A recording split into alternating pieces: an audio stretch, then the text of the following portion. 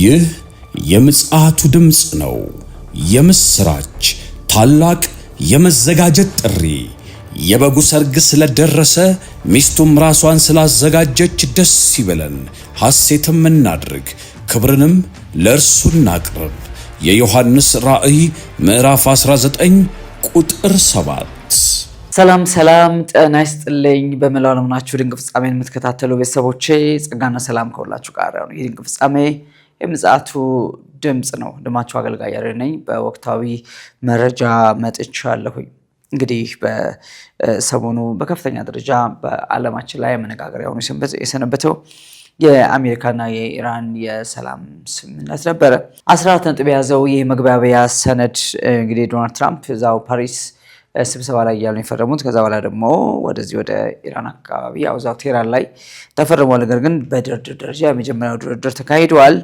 እንግዲህ በስዊዘርላንድ በተደረገው በዚህ ድርድር ኳታርና ፓኪስታን ከፍተኛ ሚና መጫወታቸው ተነግሯል። ዞሮ ዞሮ የአሜሪካና የኢራን ስምምነትን በተመለከተ ያው ብዙ ገና አወዛጋቢ ነገሮች አሉ። ከሁሉ በላይ ወደፊት ገና በ2 ወራት ወይም 60 ቀናት ውስጥ ሊፈቱ የሚችሉ እጅግ በጣም ውስብስብ የሆኑ ጥያቄዎች አሉ። በተለይ የኢራን የኒውክሌር ባለቤትነት ጉዳይ እሱ በዋናነት እንግዲህ በ2 ወር ጊዜም ብቻ ሊፈታ መቻሉ በጣም አጠራጣሪ ነው። እንግዲህ ከድርድሩ በኋላ የመጀመሪያው ዙር ድርድር እንደተጠናቀቀ የአሜሪካው ምክትል ፕሬዚዳንት ጄዲ ቫንስ የተናገሩት ነገር አለ። እሱም ምንድነው? ያው በዚህ ስምምነት የኒውክሌር ተቆጣጣሪ ወደ ኢራን ወይም ቴህራን ተመልሶ እንደሚገባና ኢራን ላይ ያለው አጠቃላይ የኒውክሌር ይዘት እንደሚያጣራ ስምምነት ላይ መደረሱን ተናግረዋል ማለት ነው። እንግዲህ ኢራን በዚህ ስምምነት ውስጥ ስለገባች የአሜሪካ የገንዘብ ግምጃ ቤት ለኢራን የአንዳንድ የታገዱ ፍሪዝ የደረጉ ሀብቶችን መልቀቅ ጀምሯልና የኢራኑ የውጭ ጉዳይ ሚኒስትር አባስ አራግቺ አንዳንድ ኢራን የተያዙ ሀብቶች መለቀቅ በመጀመራቸው በኢራን ግንባታዎች ተጀምረዋል በማለት አብስረዋል ማለት ነው።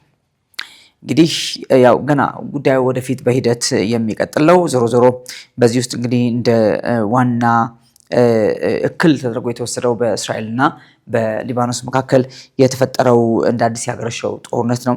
በሊባኖስ ደቡብ በኩል የሚገኘው ሂዝቦላ ወደ እስራኤል በጣም ከፍተኛ መጠን ያለው ሮኬትና ሚሳኤል በመተኮሱ ምክንያት የሞቱ የእስራኤል ወታደሮች አሉ።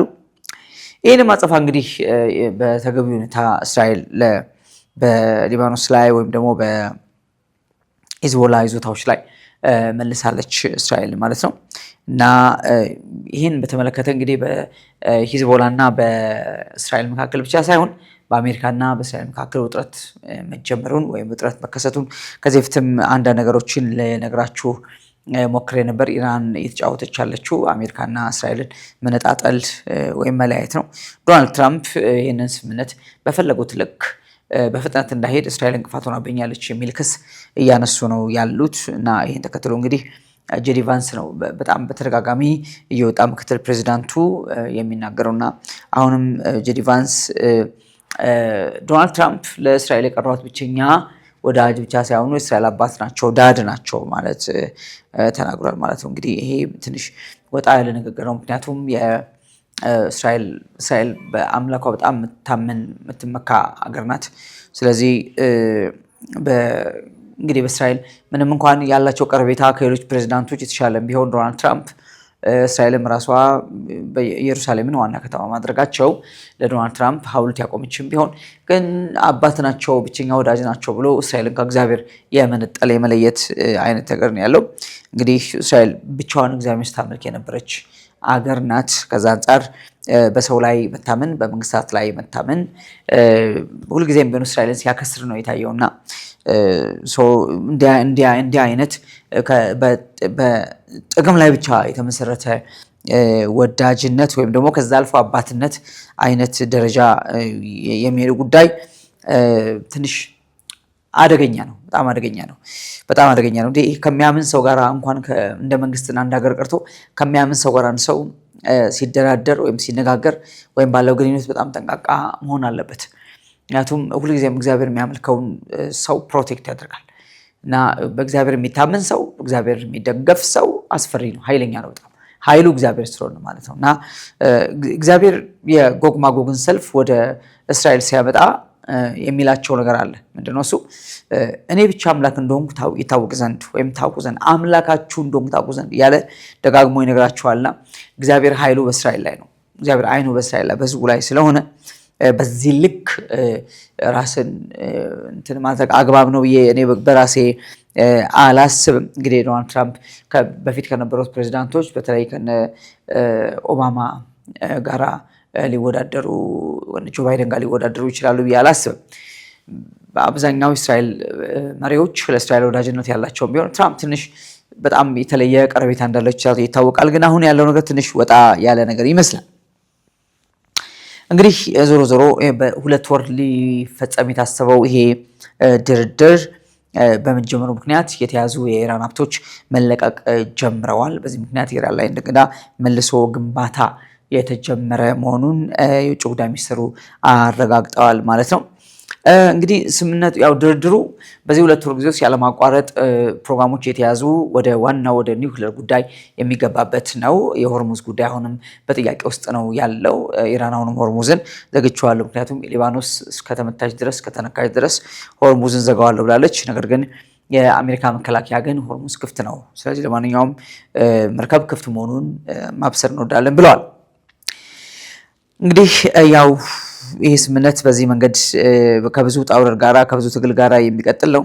ያው ይህ እንዲህ እንዳለ እንግዲህ እንዳሉ የማይታወቁት የሱፕሪም ሊደር ከሞጅተባ ካሚኒ የተላከና አፈትልኮ ወጣ የተባለ አንድ ደብዳቤ ተገኝቷል። እና ይህ ደብዳቤ በፍጹም በኒውክሌር ጉዳይ እንዳትደራደሩ አሜሪካ ለኢራን የካሳ ክፍያ መክፈል አለባት፣ ያለዚህ እንዳትስማሙ፣ እንዲሁም ደግሞ የኢራን የሆርሙዝ ሉዓላዊ ባለቤትነት መረጋገጥ አለበት፣ በዚህም እንዳትደራድሩ የሚል ይህ እንደዚህ ያለው በጣም ጽንፍ የረገጡ እንትኖችን የያዘ በእርግጥ ኢራን ከዚህ በፊትም ስታቀርባቸው የነበሩ ጥያቄዎች ናቸው።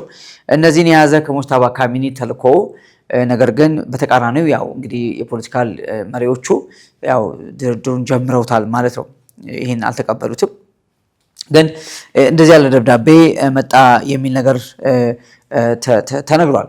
ዞሮ ዞሮ እንግዲህ በሞጅተባ ካሚኒ ስም አይአርጂሲ ወይም ደግሞ ኢስላሚክ ሬቮሉሽናሪ ጋርድ የሚባለው አብዮታዊ ዘቡ የሚያወጣቸው ልዩ ልዩ አይነት መልእክቶች፣ ደብዳቤዎች እንዳሉ መመሪያዎች እንዳሉ ይታወቃል እንጂ ሞጅተባ ካሚኒ ባለፉት 3 ወራት ከአባታቸው ሞት በኋላ በፍጹም ወደ ሚዲያ አልመጡም፣ ወደ ህዝብ እይታ አልወጡም።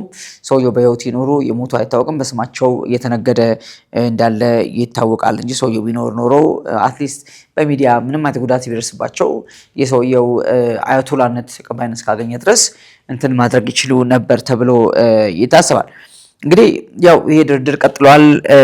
ሬዛ ፓላቪ ማለት ከኢራን ተሰደው በአሜሪካን ሀገር በጥገኝነት የሚኖሩት የንጉሳዊ ቤተሰብ ልጅ ናቸው።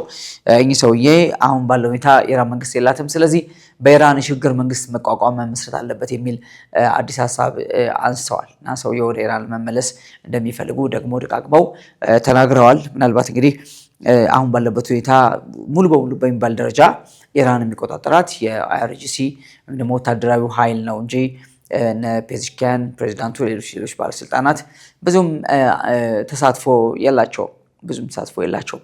ዋና አመራሩን በሙሉ እንደ ፈቃዱ የሚያደርገው የሚፈልጠው የሚቆርጠው ኦልሞስት ኢንዳይሬክትሊ በተዘዋዋሪ መንገድ የመንግስት ግልበጣ አድርጎ ያለው አይአርጂሲ ወይም ደግሞ የኢራን ወታደራዊ ኃይል ነው። እንግዲህ በእኚህ ሰው ስም ማለትም በሞጅተባ ካሚኒ ስምም የተለያዩ አይነት መመሪያዎች፣ ደብዳቤዎች፣ ምናምኖች፣ መልእክቶች እንዲወጡ እየተደረገ ነው ያለው። ዞሮ ዞሮ ሬዛ ፓላቪ የሽግግር መንግስት ቢቋቋም ወይም ቢመሰረት መጥተው ንጉሳዊ ቤተሰብነትን ወይም ንጉሳዊን አስተዳደራዊ ማገዛዝን እንደ አንድ ምርጫ አድርገው በዛ ሀገር ላይ ለማስፈን ካላቸው ጽኑ ፍላጎት የተነሳ ወደዛ መምጣት ይፈልጋሉ። ይሄ እሳቸው ብቻ ሳይሆን የአሜሪካም የአውሮፓም የሁሉም ኢንትረስት ነው። እንግዲህ አይአርጂሲ ግን አሁን ባለው ሁኔታ ስልጣን እንዲህ በዋዛ ይለቃል ተብሎ አይታሰብም። ምክንያቱም ኦፊሻሊ ባልሆነ መንገድ ኦልሞስት ስልጣኑን ተቆጣጥሮት ነው ያለው ማለት ነው። ግን ሰውየው አሁን ወደ ኢራን መመለስ በጣም ነው በከፍተኛ ደረጃ የሚፈልጉት። IRGC እስራኤል ከሂዝቦላ እስራኤል ከሊባኖስ ደቡባዊ ግዛት ወይም ደግሞ ድንበር ላይ በአስቸኳይ ለቃ ትውጣ የሚል ማሳሰቢያ ሰጥቷል። የኢራኑ አብዮታዊ ዘብ ይህን ማሳሰቢያ ሰጥቷል። ምናልባት እስራኤል በሰላማዊ መንገድ ደቡባዊ ሊባኖስ ለቃ የማትወጣ ከሆነ በ2000 ዓመተ ምህረት እንደወጣችው በኃይል ተገፍታ ትወጣለች የሚል ማሳሰቢያ ሰጥቷልና በዋናነት እንደ ትልቅ መደራደሪያ ካርድ ሊባኖስን ይዘው ነው እየተከራከረ ያለው። እንግዲህ ይህንን የIRGC ወይም ደግሞ አጠቃላይ የኢራንን ድጋፍ በማግኘቱ ሂዝቦላ አሁን በሊባኖስ ያለውን መንግስት በቀጥታ ከአሜሪካ ጋር መደራደር የለበትም። ለምሳሌ በኢራንና በአሜሪካ መካከል ያለውን ድርድር ፓኪስታንና ኳታር እንደሚያደርጉት ሁሉ በሊባኖስም ቀጥታ ከአሜሪካ መንግስት ጋር እና ቁጭ በል ውጣ ተነስግባ እየተባለ መጠራትና ከእስራኤል ጋር ድርድር ማድረግ የለበትም። እንዲህ ካደረገ የሊባኖስን ሉዓላዊነት ወይንም ክብር ያስደፍራል እና ለእስራኤልም ጥቅም ተላልፎ ይሰጣል። ስለዚህ ብሎ አሁንም በሊባኖስና በእስራኤል መካከል የሚደረገውን ከዚህ በፊት ተደርጎ የነበረውን የሰላም ስምምነት ማነው ወታደራዊ ስምምነት ተቃውሟል እና ምናልባትም የሊባኖስ መንግስት ይሄን ማድረግ እንዳይችል ሂዝቦላ ተጽዕኖ እያደረገ ነው ያለው። እንግዲህ በተዘዋዋሪ መንገድ አሁንም በሊባኖስ መንግስት ማለት ሂዝቦላ ማለት ነው እንጂ እንደ መንግስት ያለው የሊባኖስ መንግስት ብዙም ተጽዕኖ የለውምና ከአሜሪካ ጋር ቀጥታ ግንኙነት ማድረግ የለበትም። እንዲህ ካደረገ የሊባኖስን ጥቅም አሳልፈው ይሰጣል። ስለዚህ የሊባኖስን ሉዓላዊነት ወይም ክብር ያዋርዳል፣ ዝቅ ያደርጋል የሚል ማሳሰቢያ ሰጥቶ እንግዲህ የሊባኖስ ባለስልጣናት ከዚህ ፊት እንደጀመሩት በአሜሪካ ውጭ ጉዳይ ሚኒስትር አማካኝነት ከእስራኤል ጋር የጀመሩትን ድርድር ስምምነት እንዳይቀጥሉ አግዷል ማለት ነው እና ተጽዕኖ ይሄን ያለው የማን የሂዝቦላ። ስለዚህ ሂዝቦላ በከፍተኛ ደረጃ ለኢራን በጣም በአሁኑ ሰዓት ያለ ብቸኛ ቀኝ እጅ ነውና ኢራንም ሂዝቦላ እንዳይነካባት በከፍተኛ ደረጃ የተከላከለች ነው ያለችው። እንግዲህ አሁን በተጀመረው ስምምነት ሆርሙዝ ላይ ያለውን የተቀበረውን ፈንጂዎችን የማጽዳት ጉዳይና በሊባኖስ ያለውን ቀውስ መፍታት ወይም ደግሞ እስራኤልና ሂዝቦላ መካከል ያለውን ችግር በመፍታት ሰላማዊ ነገር ለመፍጠር የሚያስችል ኮሚቴ እንደሚቋቋም ጄዲ ቫንስ ተናግሯል ማለት ነው። እንግዲህ ያሉት ነገሮች እነዚህ ናቸው። እንግዲህ ይሄ መሬት ላይ ያለው ነገር ነው። ሰማይ ላይ ያለው ነገር ደግሞ ሌላ ነው። የሰማዩና የምድሩ አይገናኝም። እንግዲህ ዘመን ፍጻሜ ከመሆኑ የተነሳ አንዳንድ ነገሮች ፈጥነው ሆድና ጀርባ ይሆናሉ። ለምሳሌ በዲሞክራቶቹ ለእስራኤል ያላቸውን ምልከታ እናውቃለን። በጣም የላላ ነው። ጆ ባይደን ኦባማ ማለት ነው። ሪፐብሊካኖቹ ደግሞ ሞር ለእስራኤል በጣም የተሻለ ምልከታ እንዳላቸው ይታወቃልና አሁን ግን ሪፐብሊካኖቹ ራሳቸው እንደ ዲሞክራቶቹ አይነት መልክና ቅርጽ ወይም ደግሞ አቋም የያዙ ናቸው እስራኤልን በተመለከተ። ይሄ በጣም ልክ ያልሆነ ነገር ነው። አሜሪካ እስራኤልን የምትባርክ፣ አሜሪካ እስራኤልን የምትደግፍ እና ከእስራኤል ጋር በጣም በቀጥተኛ በሚባል ደረጃ የምተባበር ሀገር ናትና ዶናልድ ትራምፕ ከእስራኤል ጋር የገባው ሰጣ ገባ በጣም ልክ አይደለም። ምክንያቱም እስካሁን በተመጣበት ድርድር ውስጥ እስራኤል የለችበትም። የእስራኤልን ጥቅም ማስጠበቅ፣ ሉዓላዊነት ማስጠበቅ፣ መብት ማስጠበቅ ብዙ ነገር ያለበት አይደለም። ኢራንን በመደብደብ በኩል አብረው ገብተዋል። አብረው እስራኤል ጀመረችው፣ አሜሪካ ቀጠለችው። ነገር ግን አሜሪካ በተናጠል ከኢራን ጋር የተስማማች ነው ያለችው። አሜሪካና ኢራን ተስማምቶ ሲያልቁ ባለፈው እንደዘገብኩላችሁ ጦርነቱ ቀጥታ ከማንገድ ይጀምራል ማለት ነው። ኢራንና እስራኤል ይጀምራሉ። ለምን? ይህ ድርድር እስራኤልን አይመለከታትም። እስራኤል ከዚህ ድርድር ውጭ ናት ያለችው። አሜሪካን በፍጹም የእስራኤል አንድ ስም ስምምነት ውስጥ የለም። የእስራኤልን ጥቅም፣ የእስራኤልን ድንበር፣ የእስራኤልን ሉዓላዊነት፣ የእስራኤልን ምንም ነገር የማስጠበቅ ነገር የለም።